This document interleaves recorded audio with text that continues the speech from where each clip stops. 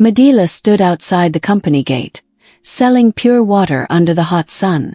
Through the glass window, she saw Catherine, her best friend, wearing an expensive suit, sitting in the office Medela was supposed to be in, living the life Medela was supposed to have, using the documents Medela had worked 10 years to earn. And when their eyes met through that glass, Catherine looked away. She acted like she did not see her, the girl who used to share her last meal with her in the village. How did it happen, Catherine? Let me take you back because this story will break your heart and teach you the truth about friendship and betrayal. You are welcome to my channel, dear listeners. So relax, listen closely, and let the story begin. The sun in Lagos shows no mercy. By 10 o'clock in the morning, it is already blazing. By noon it feels like fire sitting on your shoulders. Medela had been standing on that road since 7. Her feet hurt. Her back hurt. The cooler of pure water sachets was heavy, and the strap had been cutting into her palm for 3 hours. She moved the cooler to her other hand. Pure water. Pure water. 50 naira. Her voice was still strong. She forced it to stay strong. It was the only thing she could control. She had eaten 1 piece of bread that morning. She was saving the other piece for evening. Her rent was 3 weeks late, and her landlord had knocked twice this week. Yesterday, she had hidden inside her room and stayed very quiet until his footsteps went away. This was her life in Lagos. 26 years old, a girl with big dreams and a notebook full of plans that had never worked out. She had applied to 43 jobs in 8 months. 43. She knew the number because she wrote each one down. She thought if she kept records, maybe God would see how serious she was. God was still looking. She was moving the cooler again when she saw the building, Brightway International, the big glass building on the right side of the road. She passed it every day. She had passed it 100 times. Sometimes she would stop and watch the people going in and coming out in their clean clothes, their leather shoes, their faces that looked like they had never gone to bed hungry. She looked at it again today. And then she stopped walking because inside the glass through the second-floor window, she saw a face she knew better than her own. Catherine, her Catherine, village Catherine, the girl who used to sleep next to her on one mat. The girl who used to pray with her every night before bed. The girl who used to say, Medela, my sister, me and you, we go conquer this city. Catherine was sitting behind a big desk, wearing a cream-colored blazer. Her hair was done, her nails were done. She was talking to someone, laughing at something completely comfortable. The kind of comfort that only comes from feeling like you truly belong somewhere. She belonged there, inside that office, inside that life. And something about the way she sat, the way she moved, pulled at something deep in Medela's chest. Because that feeling, that comfort, that belonging, Medela had felt it before in her dreams.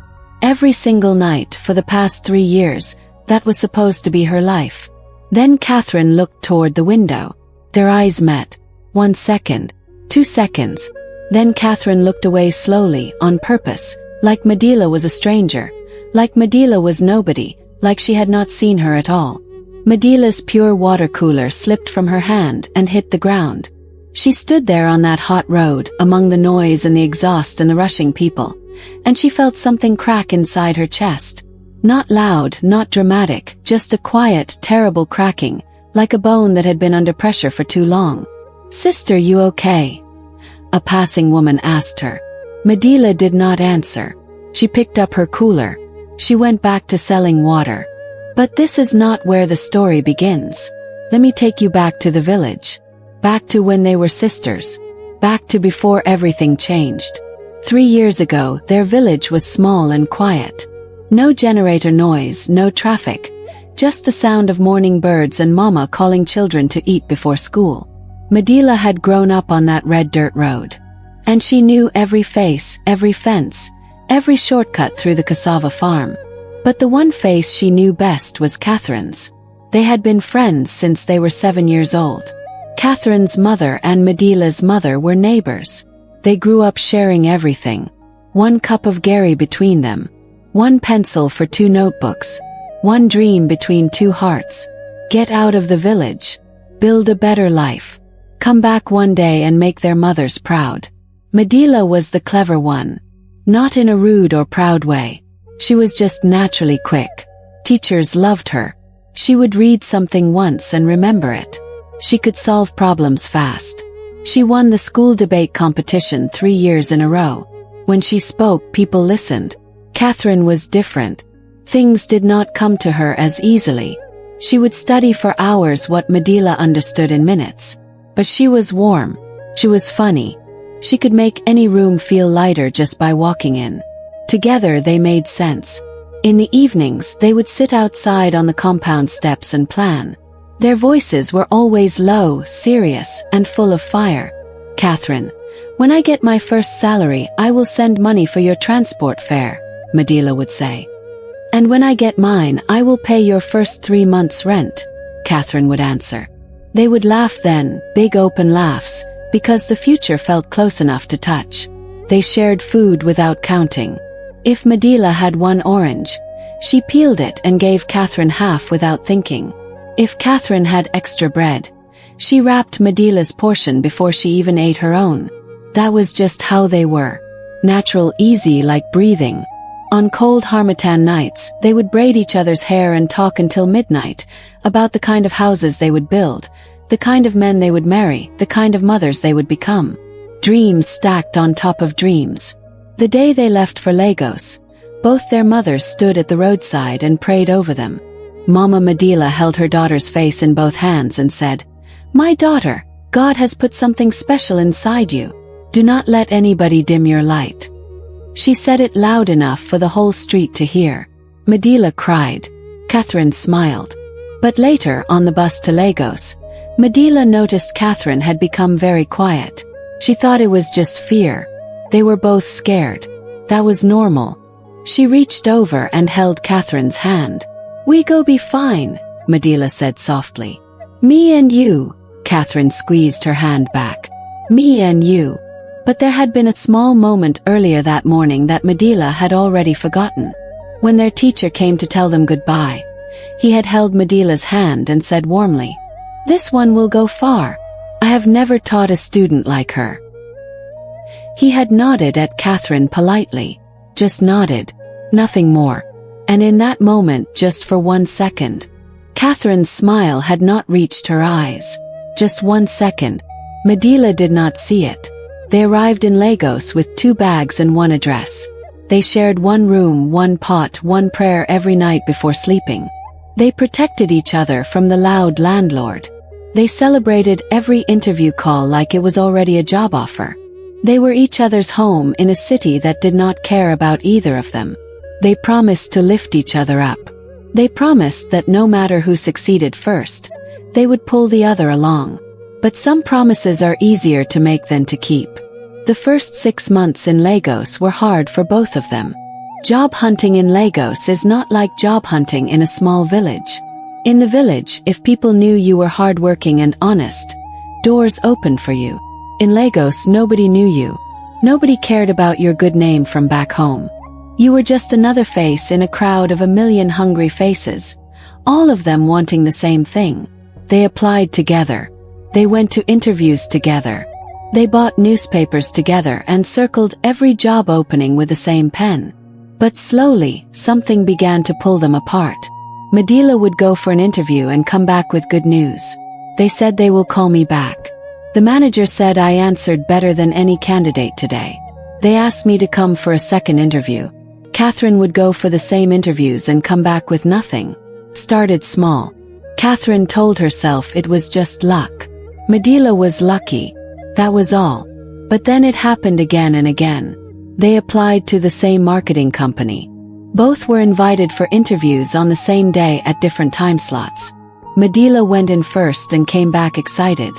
Catherine, the interviewer, was so impressed. He said I was exactly what they were looking for. That evening, Catherine went in for her own interview. She came back 1 hour later. Her face was flat and empty. They said the position was already filled, she said quietly. Medela felt terrible. She pulled Catherine into a hug and said, "You are so talented. That company does not know what they are missing. Something better is coming for you." She meant every single word.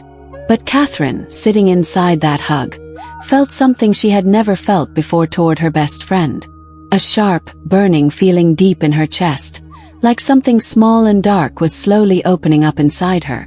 Why her and not me? We both came from the same village. We both grew up in the same poverty. We both suffered the same hunger. What makes her so special? She did not say it out loud. She swallowed it down and smiled. Then one evening, Madila received an interview call that made her jump up and dance around their small room. A very good company, excellent salary, real career growth. She was so happy that she spent the whole evening getting ready. She ironed her best blouse carefully and laid it on the chair. She read through her certificates one more time. She went to bed early so she would wake up fresh.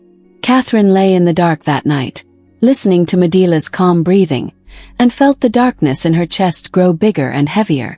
At 2 o'clock in the morning, she stood up quietly. She picked up a cup of water from the table. She set it down right on top of Madila's ironed blouse. She told herself it was an accident. In the morning, Madila woke up and found her blouse completely soaked.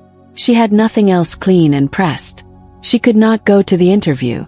She sat on the edge of the bed and cried quietly. Catherine held her and rubbed her back gently. "It is okay," Catherine said softly. "Another opportunity will come. I know it will." But behind Madila's head, Catherine's face was completely still, and on her lips was the smallest, quietest smile. A smile she did not even know was wrong. And that was when Catherine made a decision. Cold, planned decision. One she would never say out loud. One she would never admit, even to herself. A decision that would destroy both their lives. The letter arrived on a Tuesday morning. Madila had left the house early that day to sell pure water at the nearby market. She had started doing small trading to cover her rent while she kept applying for jobs. She always came home tired, her feet sore from standing on hard concrete all day, but she never complained. She told herself that God was watching and her time was coming. Catherine was alone in the room when the envelope slid under the door. She walked over and picked it up. It was addressed to Madila. The stamp was from America. The handwriting on the front was careful and neat. It was from her Uncle Raymond, her mother's brother, who had gone abroad 15 years ago and built a quiet, comfortable life for himself there. Catherine told herself she was only checking if it was something important. She told herself she would give it straight to Madila the moment she walked through the door. She opened it. Inside was a handwritten letter, long and warm and full of love. Uncle Raymond had used his personal connections to write a glowing recommendation letter for Madila to Brightway International, one of the most respected companies in all of Lagos. A real job, a career position, the kind of job that does not just pay your rent, the kind of job that changes a family's whole story forever. The letter described Madila in beautiful detail. Her intelligence, her discipline, her character, her determination to lift her family out of poverty. It included a formal interview invitation scheduled for the following Friday, a contact name, a room number, and a direct phone line. Everything was already arranged. Catherine read the letter once. Then she read it again. Then she sat down slowly on the floor and read it a third time. She looked up at the wall where Madila's certificates were pinned in a neat row. She looked at the CV sitting on the small table. She had helped Madila type that CV herself. She knew every word on it by heart. She knew Madila's full story. The village struggles, the late night studying by candlelight, the mother who sacrificed everything, the dream of building a better life. She had heard that story told 100 times. She could tell it herself.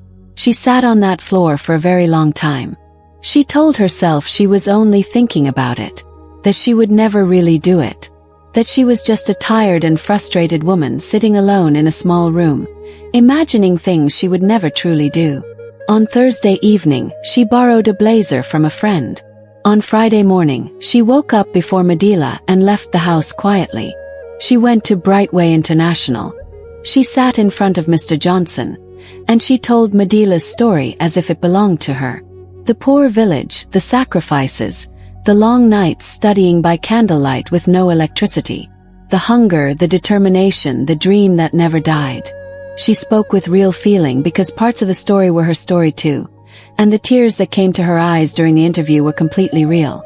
Mr. Johnson leaned forward across his desk and said quietly, "You are exactly the kind of person this company needs." He hired her that same afternoon. She hid it from Medela for 2 full weeks. Then she mentioned casually that she had found a small job at a printing company somewhere on the mainland. She never said Brightway International. She never mentioned Mr. Johnson's name. She gave no details that could be checked or questioned. Medela was overjoyed for her.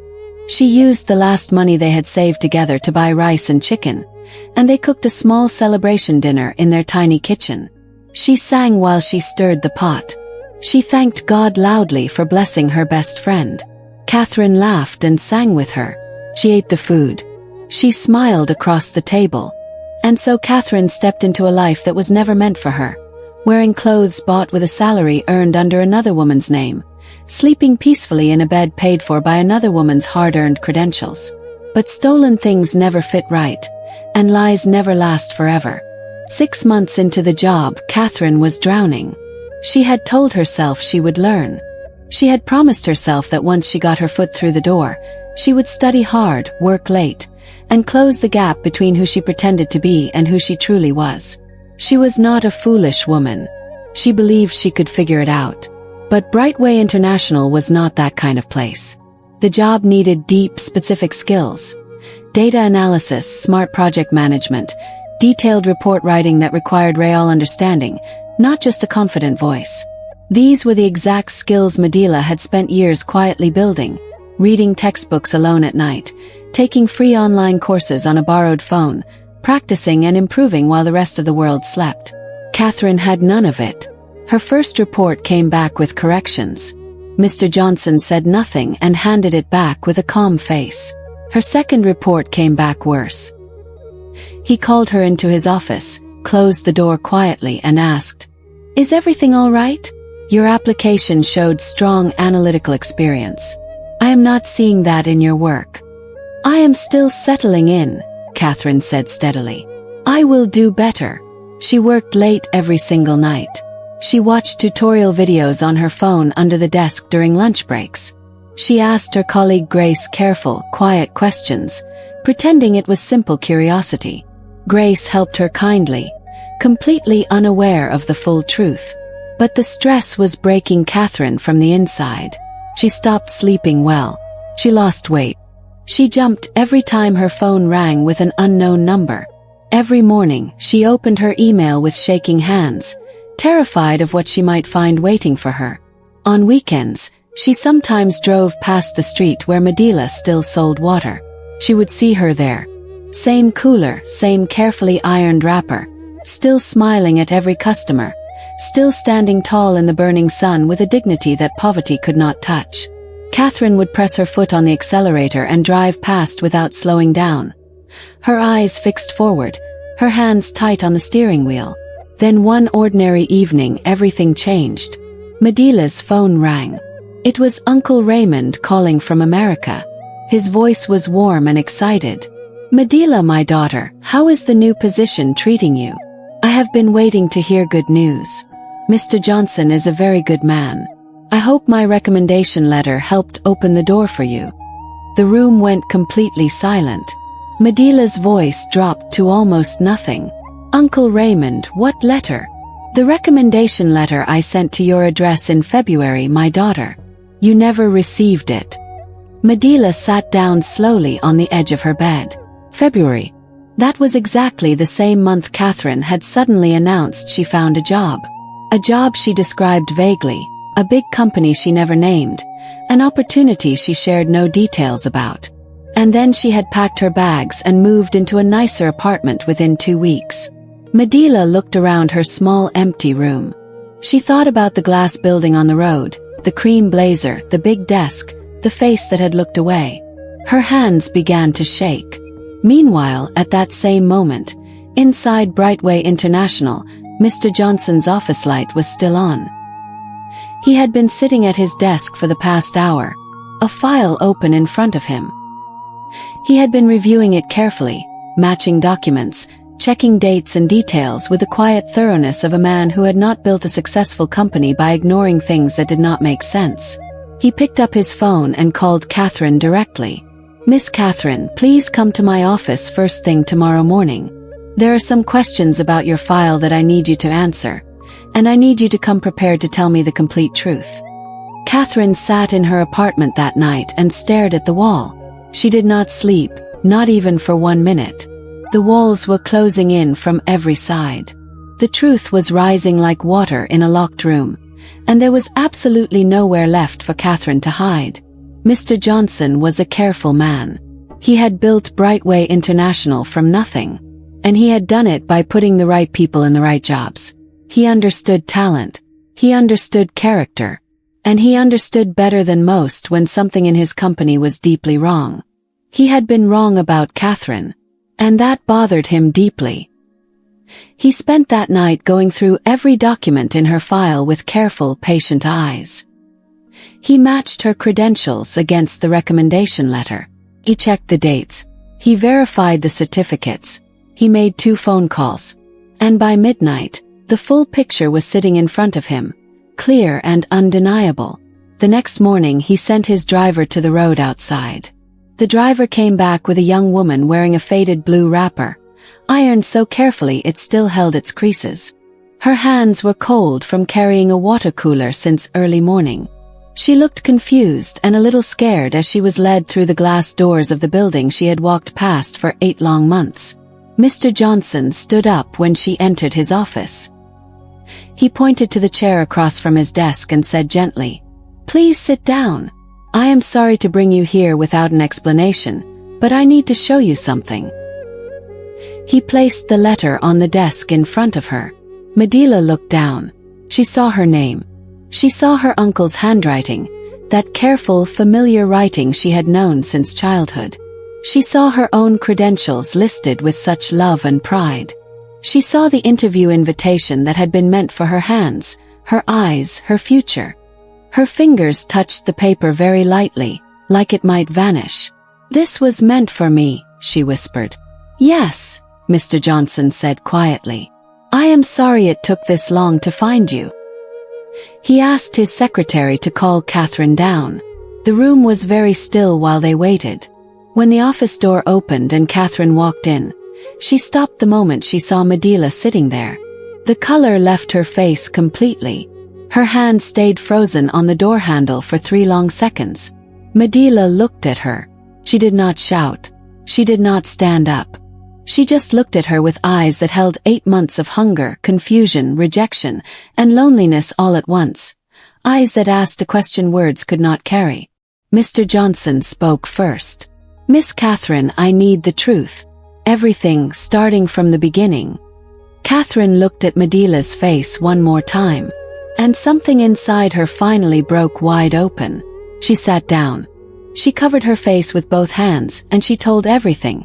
The letter she had opened, the interview she had attended using another woman's story, the certificate she had studied and memorized, the job she had accepted under a name that did not belong to her. She spoke for a long time without stopping. Every word cost her something. When she finished, the room was completely silent. Then Medela spoke. Her voice was soft and very steady. "Catherine, we were sisters. I would have helped you if you had come to me on any day and told me you were tired and scared and desperate. I would have shared everything I had with you. We could have both made it. We could have climbed together. Why did you have to pull me down to lift yourself up?"